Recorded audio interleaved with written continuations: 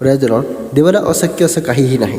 आपण निर्गमन 17 अध्याय आणि 5 आणि 6 वचनाप्रमाणे परमेश्वरानं मोशेला सांगितले, लोकांच्या पुढे जा, इस्रायल ज्येष्ठांपैकी काहींना बरोबर घे आणि नेल नदीला मारलेली काठी हातात घेऊन जा. मी हॉरेब येथील खडकावर तुझ्या पुढे उभा राहीन. तू त्या खडकाला मार आणि त्यातून पाणी बाहेर येईल, म्हणजे लोक पाणी पिऊ शकतील. मग मोशे इस्रायलच्या ज्येष्ठांसमोर तसेच केले.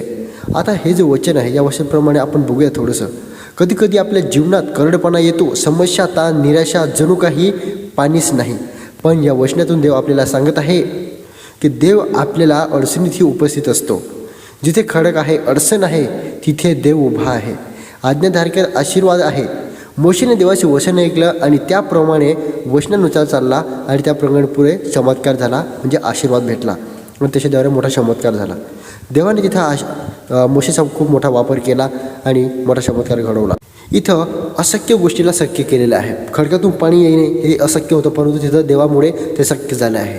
आज आपण कोणत्याही परिस्थितीत असू, तिथेही देव मार्ग काढतो आणि फक्त देवावरती विश्वास ठेवा आणि परमेश्वर नक्की मार्ग काढतो आणि परमेश्वर आपला वापर करतो आणि मोठमोठे चमत्कार घडवतो. देव तुम्हाला आशीर्वादित करो. आमेन.